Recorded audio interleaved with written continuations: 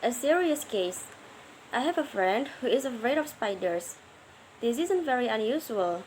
A lot of people are afraid of spiders. I don't really like spiders much myself. I don't mind them if I see them outside in the garden, as long as they're not too big.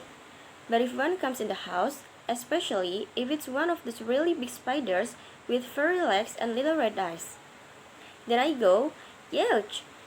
and I try to get rid of it. Usually, I'll use a brush to get rid of the spiders.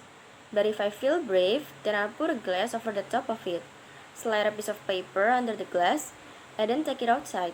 This is quite normal, I think. But my friend isn't afraid of spiders in any normal way. She isn't just afraid of spiders, she is totally, completely, and utterly terrified of them. When my friend sees a spider, she just go, "Ooh!" or run away or ask someone else to get rid of a horrible, creepy crawly. No, she screams as loud as she possibly can. She screams so loud that her neighbors worry about her and think about calling the police. When she sees a spider, she shivers all over and sometimes she freezes completely. She can't move at all because she is so terrified. Sometimes she even faints. But my friend had a surprise for me when we met for coffee last week. "Guess what?" she asked me. "What?" I said. "I've got a new pet." "Great," I said. "What is it? A dog?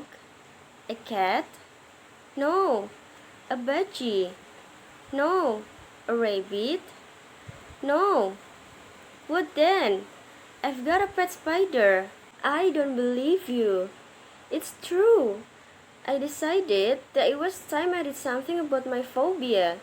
So I went to visit a doctor, a special doctor, a psychiatrist. The psychiatrist specializes in phobias, helping people who have irrational fears to get better and live normally. He told me I suffered from arachnophobia. "It's an irrational fear of spiders," he said. "About 1 in 50 people suffer from a severe form of arachnophobia. It's not very uncommon." "Thanks," said my friend, "but that doesn't help me much." "There are lots of different ways we can try to cure your phobia," said the psychiatrist. "First, there is traditional analysis." "What does that mean?" asked my friend. "This means a lot of talking. We try to find out exactly when you have such a terrible fear of spiders.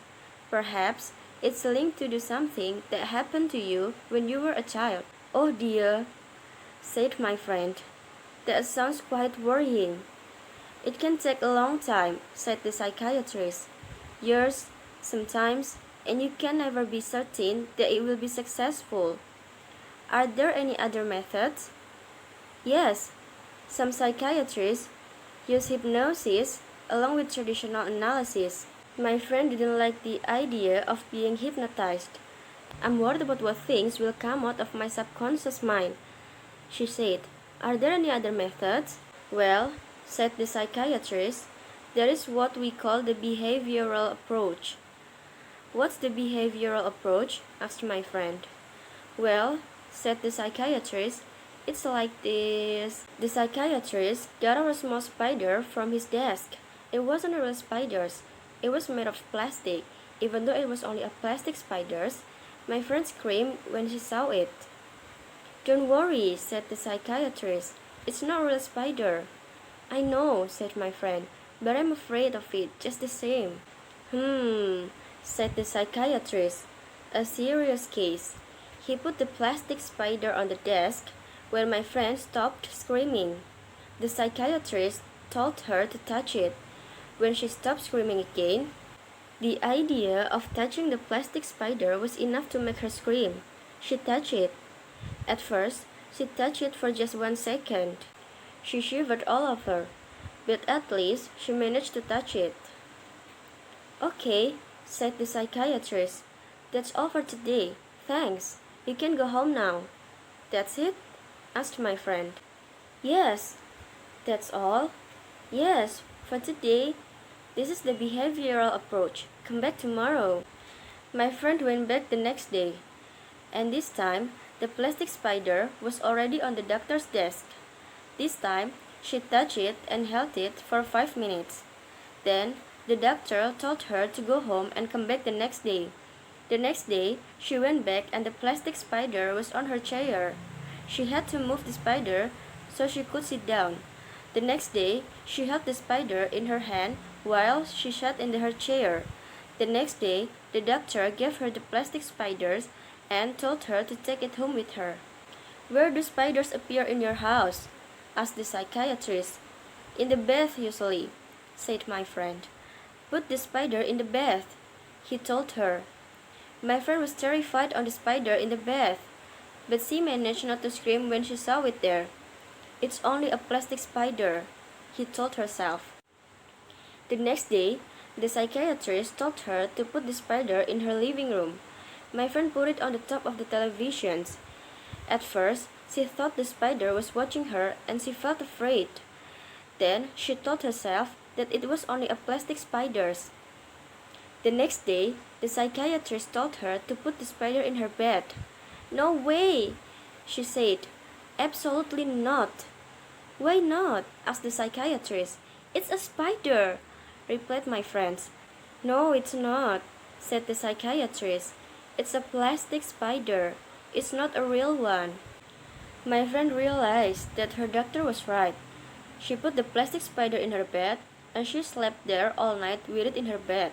She only felt a little bit afraid. The next day, she went back to the psychiatrist. This time, she had a shock, a big shock. Sitting in the middle of the doctor's desk, there was a spider. And this time, it was a real spider. My friend was about to scream and run away, but she didn't. She sat on the other side of the room, as far away as possible from the spider, for about 5 minutes. Then she got up and left the room.